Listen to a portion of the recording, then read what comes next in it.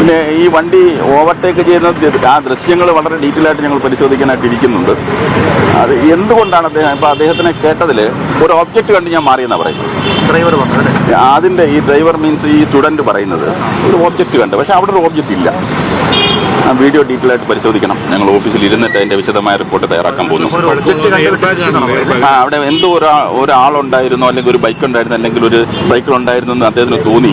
എന്നിട്ട് വലത്തോട്ട് തിരിച്ചെന്നാണ് പറഞ്ഞത്. അപ്പോഴത്തേക്ക് ഇത് ഫ്രണ്ടിൽ വന്നു കഴിഞ്ഞു. അപ്പം പുള്ളി ആ സമയത്ത് ഡിഫൻസീവ് എന്ന നിലയിൽ വലത്തേക്ക് വെട്ടിത്തിരിച്ചു. ഈ ഇടയ്ക്ക് പറഞ്ഞേക്കുന്നത് മരക്കൊമ്പ് ഏതാണ്ട് വീണു എന്ന് പറഞ്ഞിട്ട് മരക്കൊമ്പ് വീണതുകൊണ്ട് അങ്ങനെയാണ്ട് കേൾക്കുന്നുണ്ടെങ്കിൽ കുട്ടികളൊക്കെ പറയുന്നുണ്ട്. പക്ഷെ അപ്പോൾ സ്ഥലത്ത് വന്ന് പെട്ടെന്ന് വന്നവരായിരുന്നത് പറഞ്ഞിട്ടില്ല. വേറെ വണ്ടി CCTV ദൃശ്യത്തിൽ ഈ കാറിന്റെ പുറകെ മറ്റൊരു കാർ വരുന്നുണ്ട്. പക്ഷേ അത് തമ്മിൽ ഗ്യാപ്പുണ്ട്. അതിനെ ഓവർടേക്ക് ചെയ്ത് വരാനാണെങ്കിൽ എപ്പോഴേ ലെഫ്റ്റ് കീപ്പ് ചെയ്യാൻ സമയമായി. പുറകിൽ വരുന്ന വെള്ളക്കാരനെ ആണെങ്കിൽ അതിനെ ഓവർടേക്ക് ചെയ്തിട്ട് നമുക്ക് ഇടത്തേക്ക് തന്നെ ചേരാൻ സമയം കഴിയും. ഈ ഡ്രൈവർ പറയുന്നത് അവിടുന്ന് KSRTC ഡ്രൈവർ പറയുന്നത് അവിടുന്ന് ഒരു വണ്ടി ഓവർടേക്ക് ചെയ്ത് വരുന്നതായിട്ടാണ് പുള്ളിക്ക് തോന്നിയെന്നാണ് പറഞ്ഞത്. അങ്ങനെയാണെങ്കിൽ തന്നെ ആ ഓവർടേക്ക് ചെയ്താൽ നമുക്ക് ആ ഒരു മിനിമം ടൈം കഴിയുമ്പോൾ നമ്മൾ പഴയ പൂർവ്വസ്ഥിതിയിലേക്ക് വരുമല്ലോ. അത് വന്നിട്ടുമില്ല. ഈ കാറിന് എയർ ബാഗ് ഉണ്ടായിരുന്നില്ല. റെന്റ് കാർ നടത്തുന്നവരെ പലപ്പോഴും ഈ സൗകര്യങ്ങളൊന്നും നോക്കാതെ അതിനെന്തെങ്കിലും നിയന്ത്രിക്കാൻ എന്തെങ്കിലും സംവിധാനങ്ങൾ എന്തെങ്കിലും. റെന്റ് ക്യാബ് എന്ന് പറഞ്ഞ ഫെസിലിറ്റിയാണ് നമുക്ക് സ്റ്റേറ്റിലുള്ളത്. റെന്റ് ക്യാബ് ഓതറൈസ്ഡ് ആയിട്ടുള്ള സ്ഥലങ്ങളുണ്ട്. അവിടുന്ന് വാഹനം എടുക്കുകയും ഉപയോഗിക്കുകയും ചെയ്യാൻ നിയമമുണ്ട്. പക്ഷെ ഇതങ്ങനല്ല. ഇത് അൺഓതറൈസ്ഡ് ആയിട്ട് ഒരാൾ സ്വകാര്യ വണ്ടി വാങ്ങിച്ചിട്ട് ഇഷ്ടം പോലെ ചെയ്തിരിക്കുവാണ്. അതിനുവേണ്ടി ഞങ്ങൾ ഡ്രൈവ്സ് നടത്തുന്നുണ്ട്. അത് നിർത്തണം.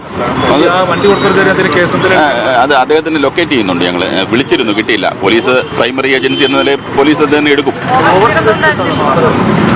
അതീവ സ്പീഡിനുള്ള സ്കോപ്പ് കാണുന്നില്ല. വീഡിയോയിൽ നമ്മളങ്ങനെ കാണുന്നെങ്കിലും നമുക്കറിയാം ആ ജംഗ്ഷൻ, അതിന് മുമ്പ് ST കോളേജ്, അതിൻ്റെ ഫ്രണ്ടിൽ 2 കുഴിയും കുണ്ടും ഒക്കെ ഉണ്ട്. അത് കഴിഞ്ഞ് വരുമ്പോൾ ഇവിടെ ലൈറ്റ് സിഗ്നലുണ്ട്. ലൈറ്റ് സിഗ്നലിൽ നിന്ന് വർക്ക് ചെയ്തില്ലെന്ന് തോന്നുന്നു. എന്നാലും അവിടെ ഒരു പ്രിക്കോഷൻ എടുക്കാതെ നോർമലി ഒരാൾ വരത്തില്ല.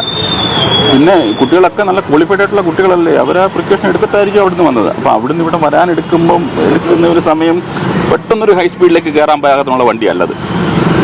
അത്രയ്ക്കൊരു കപ്പാസിറ്റി ഉള്ള വണ്ടിയല്ല. ഒരു പ്രായമായ വണ്ടിയല്ലേ, 4 വർഷം പ്രായമായ വണ്ടിയല്ലേ.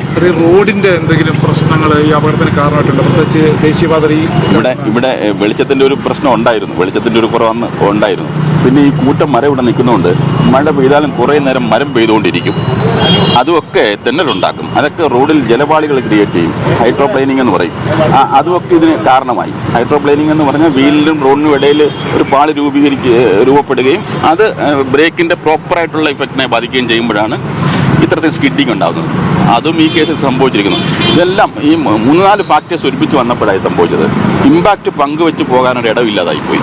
അതെല്ലാം ഈ കുട്ടികൾ തലയിൽ പേറേണ്ടി വന്നു.